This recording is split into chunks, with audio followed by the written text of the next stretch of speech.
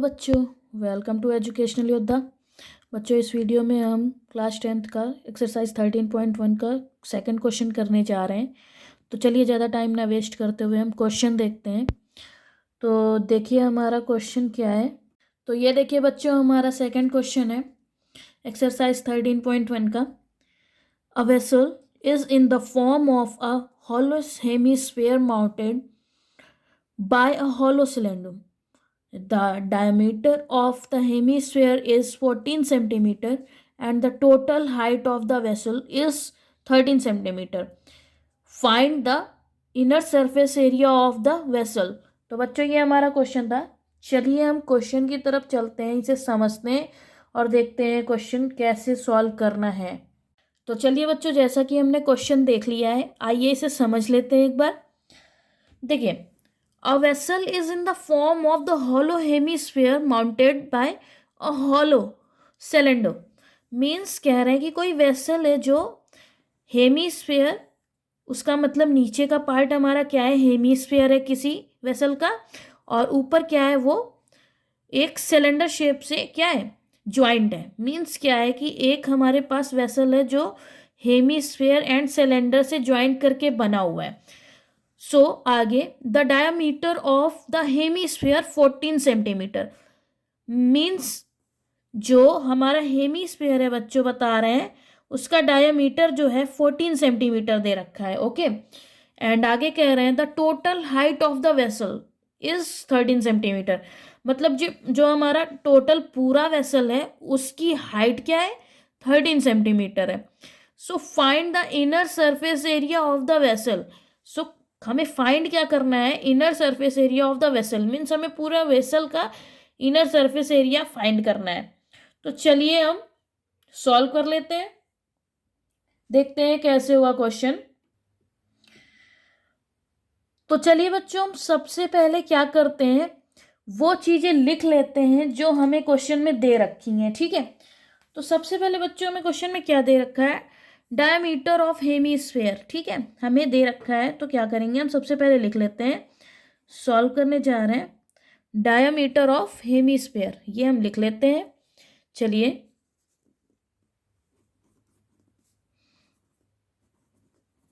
Diameter of hemisphere, ठीक है, कितना दिया हुआ है हमें बच्चों, 14 सेंटीमीटर दिया हुआ है, हमने लिख दिया। ओके, आगे बढ़ते हैं। अब बच्चों आगे बढ़ते हैं तो क्या दिया हुआ है, height of the vessel. Means पूरे वेसल की हाइट ऑफ द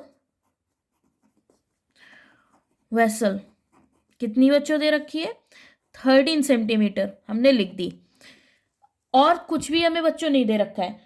तो बच्चों हम अगर डायग्राम पे जाएं तो हमारा डायग्राम कुछ ऐसा बनेगा। देखिए, जैसा कि हमने पहले से ही आपके लिए बना रखा है। तो देखिए बच्चों, ये हमारा क्या हो गया, देखिए पूरा एक ही शेप का है, तो मतलब इसका डायमीटर क्या हुआ, 14 सेंटीमीटर दिया था, हमने पूरा लिख लिया। डायमीटर बच्चों क्या होता है, एंड टू एंड जो हमारी है दी हुई है, ये हमारी क्या होगी, डायमीटर होगी। अब बच्चों रेडियस की बात आती है, तो रेडियस हमेशा डायमीटर की हाफ होती है। तो अगर हमें डायमीटर 14 दिया है तो क्या करेंगे, जस्ट इसकी हाफ क्या हो जाएगी, रेडियस हो जाएगी। ठीक है, वेसल की। तो हम बच्चों क्या लिख लेंगे कि इसकी रेडियस क्या है, तो इसके लिए हम क्या करेंगे, लिख लेते हैं, रेडियस क्या होगी, जस्ट हाफ होगी।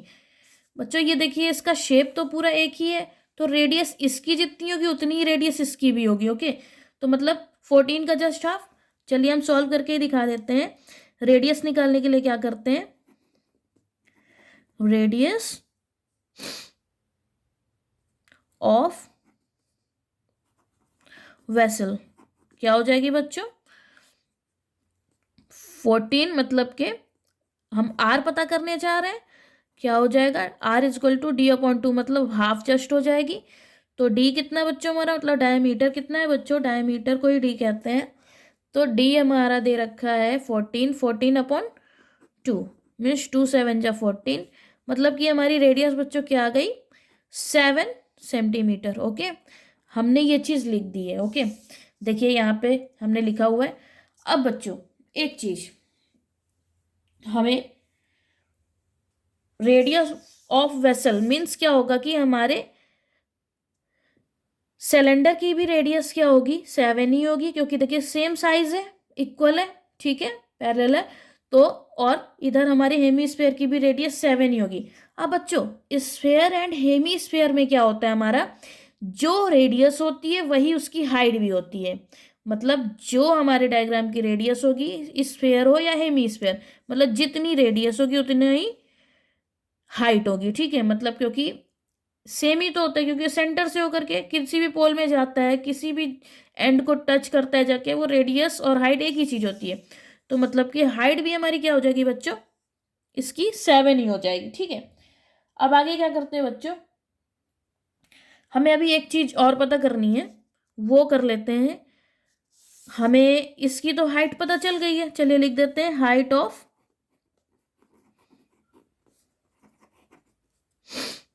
हेमीस्फेयर। तो जितनी रेडियस होती है स्फेयर या हेमी स्फेयर की, उतनी ही उसकी हाइट भी होती है। स्फेयर हो या हेमी स्फेयर, जितनी उसकी रेडियस होगी उतनी उसकी हाइट होगी।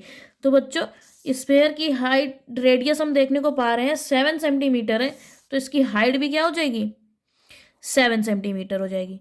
तो हमने ये चीज लिख दी, आगे बढ़ते हैं। अब आगे चलते हैं। तो बच्चों हमें क्या है, वेसल, पूरे वेसल की हमें हाइट दे रखी है, ठीक है, 13 सेंटीमीटर, और हमने हेमीस्फेयर की भी हाइट निकाल ली है। अब हमें बारी आती है कि सिलेंडर की हाइट कितनी है। अब बच्चों देखिए, पूरी हाइट दे रखी है वेसल की, हेमीस्फेयर की दे रखी है। तो बच्चों इन दोनों को अगर हम माइनस कर देते हैं, मतलब कि हेमीस्फेयर की हाइट पता है हमको, तो इसकी हाइट को, और पूरे वेसल की हाइट हमको पता है, तो इसकी हाइट को, इन दोनों हाइट्स को हम अगर माइनस कर देते हैं तो क्या हो जाता है, हमारी सिलेंडर की हाइट पता चल जाती है। तो बच्चों कैसे पता करेंगे, हाइट ऑफ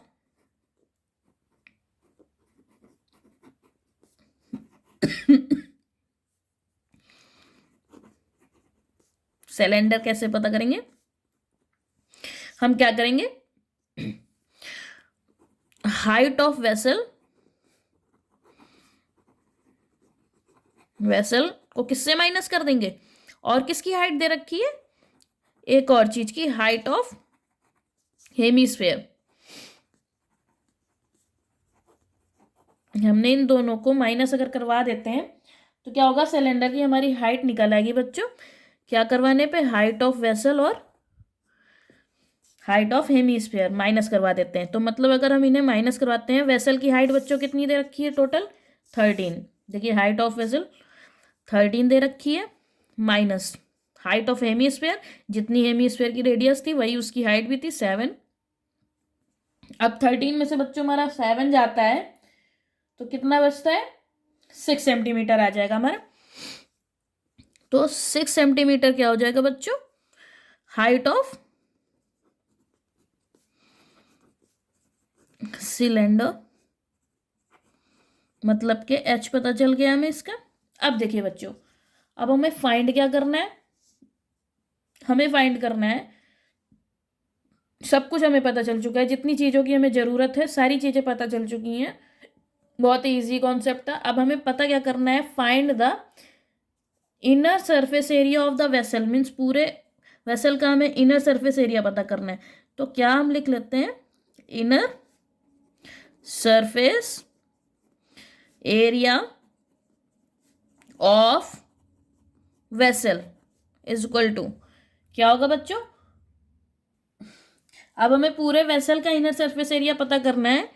तो बच्चों हम सबसे पहले ध्यान देंगे इसमें कौन कौन से शेप्स दिए हुए हैं, एक सिलेंडर का शेप दिया हुआ है और एक क्या दिया हुआ है, हेमीस्फेयर का।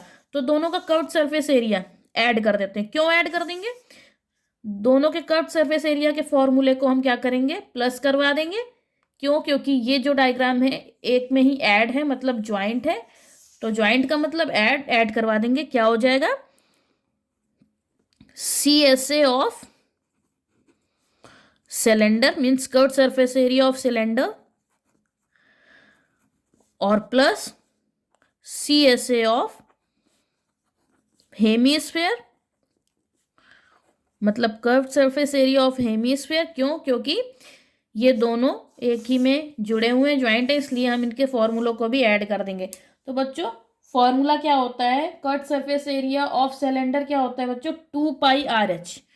क्या होता है? 2πRH। ओके, प्लस आगे बढ़ते हैं, curved surface area of hemisphere क्या होता है बच्चों हमारा? इसका फॉर्मूला 2πr²। तो क्या हो जाएगा बच्चों? 2πr²। ठीक है।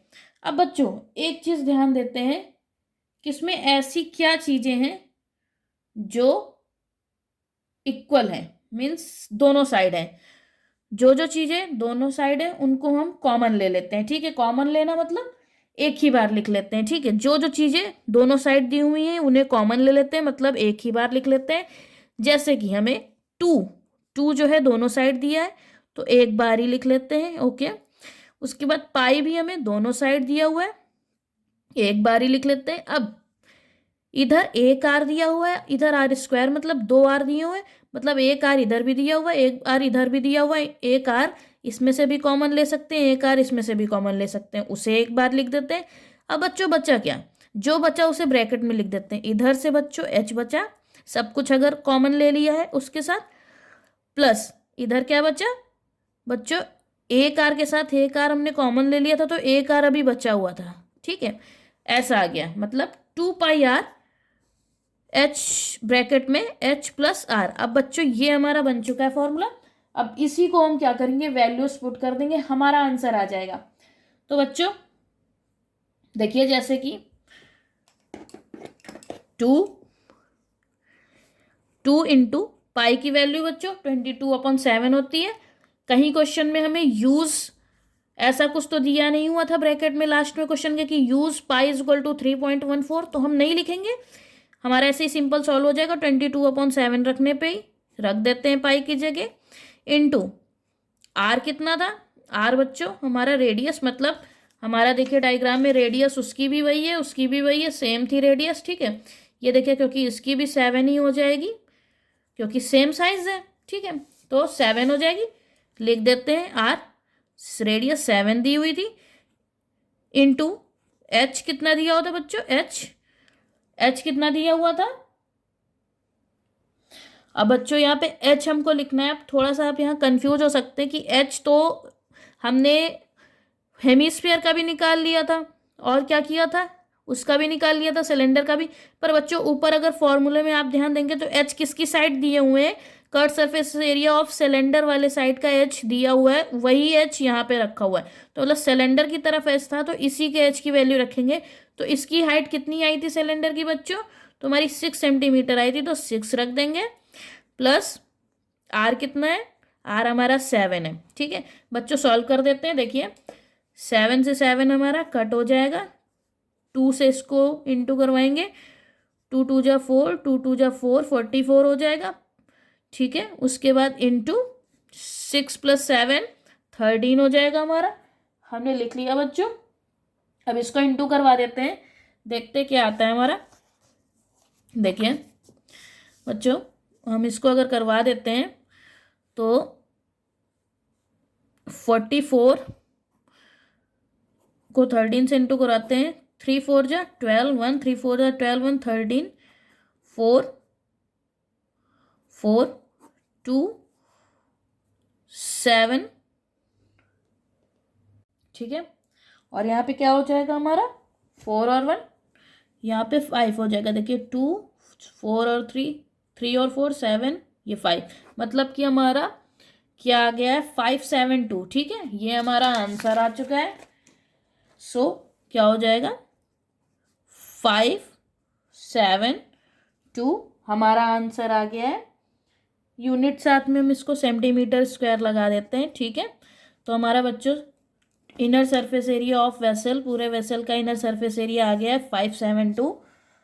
तो बच्चों उम्मीद है आपको क्वेश्चन पूरा समझ में आया होगा, और अगर वीडियो समझ में आया है तो चैनल को लाइक शेयर और सब्सक्राइब ज़रूर करें। ठीक है बच्चों, थैंक यू।